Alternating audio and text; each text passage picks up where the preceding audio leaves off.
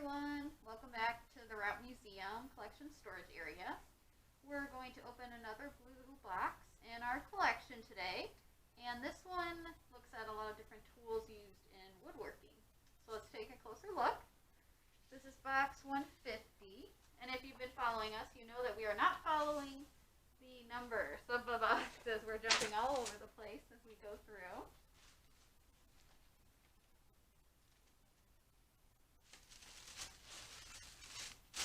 Alright, let's see what we have first in our box. So the first two artifacts I'm taking out now are almost identical. And these two are early 1900s bolt tongs. And these would have been used in blacksmithing. So someone who was doing blacksmithing work, the tip of the tong, which is why they get the name bolt tongs, is because they're great for holding a number of different types of metal when you're doing the blacksmithing. So they could use something that was rounded or more square shaped. They're more of a universal holding tool for when you're working in blacksmithing. And these are both pretty heavy metal, and you can see here that there is quite a bit of rust damage on these. So they were probably used a lot before they came to the museum. So we put them in these bags to help create microclimates and limit any additional rust damage that could happen in the future. So I'll set these over here. Let's see what else we have in our box.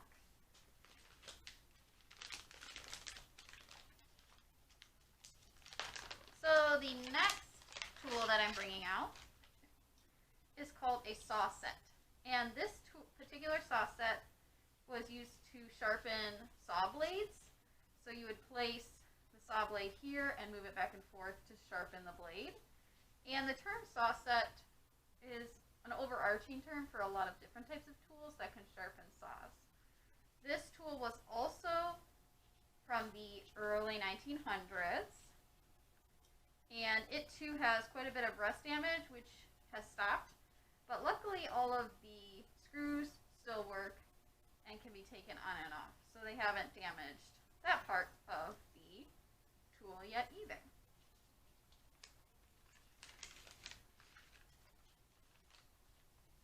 Alright, let's see what we have next.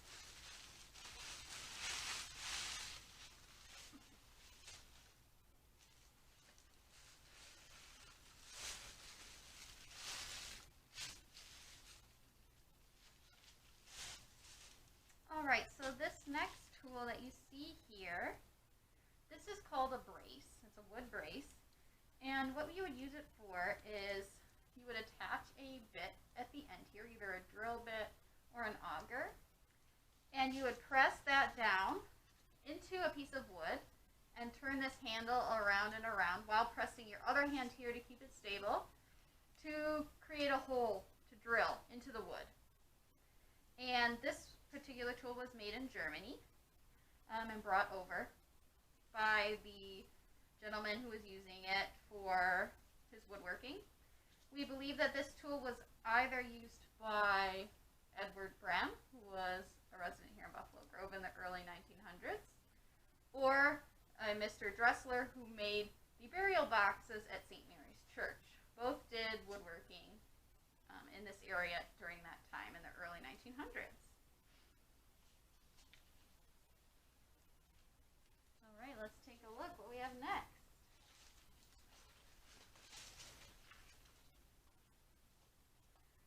So this next tool is one of a few different types of what we call planes. This is a combination plane, which means that it can be used to create a number of different types of grooves or what's called dado cuts or rabbets into wood. So depending on what type of cut that you need to make into wood, it will help you do that depending on what type of blade you use here. So you can remove different pieces by undoing these screws here to pull it out and put in the right blade that you need to make the right type of cut into wood. And this one here is still pretty functional, even though it does have quite a bit of rust damage here. So if you were able to clean it up, it would probably work great. Here at the museum, we wrap it up in unbuffered tissue and make sure that it's supported so that we can share it with as many generations as possible in the future. And this one as well would have been early 1900s for woodworking too, but a lot of people still use planes of the same or similar design when doing woodworking.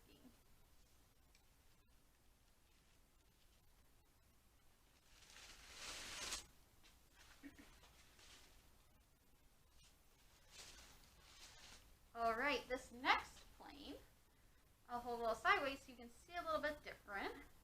This is called a rabbet plane, and it's used to make rabbet cuts into wood.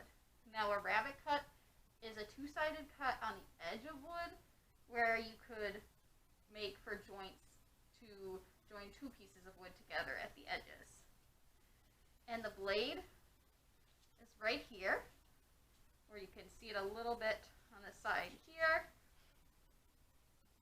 And this one has a little bit of a different design than this plane over here, because it's only used to make those very specific types of cuts in the wood. Whereas this one can be used to make many different types, including rabbet cuts. See that there?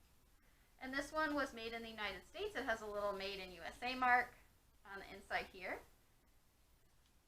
And it's very heavy. All of these are made of metal, except for some have a wooden handle. This one has a metal handle, but others have a wood handle. So they're very heavy-duty tools.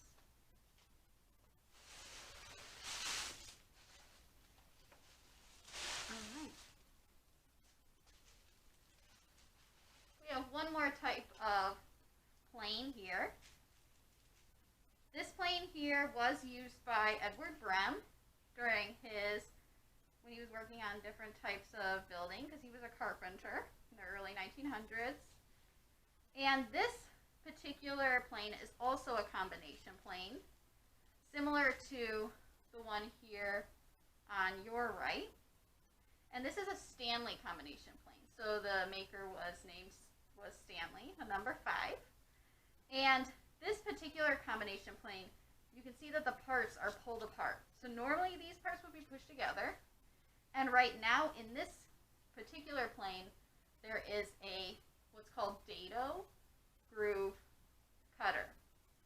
And so Dado cuts are when you want to make a cut along the wood that's 3-sided, so inside the wood, and it goes against the grain.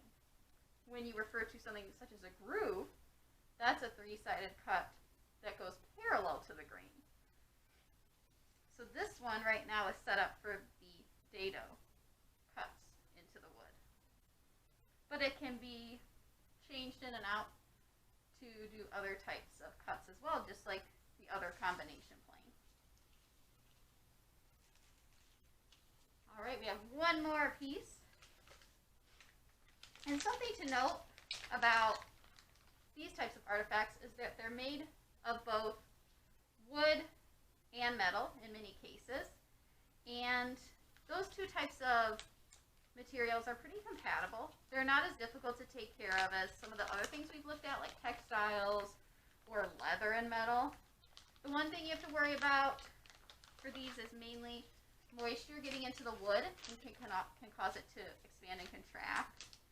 Or also, if something has lots of rust and is actively corroding, that severe corrosion can cause the wood to cause damage to the wood and cause it to expand or break apart.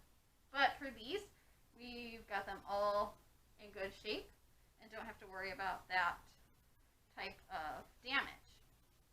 This last piece here is a 6-inch bowl, and you can see here is the knob to lift the bolt up and down. So this could have been put on some type, whatever someone needed to close or open, or like a cabinet or along a door.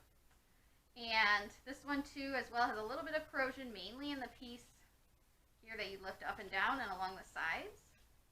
But other than that, it's in pretty good shape for how old it is. This would have been early 1900s as well.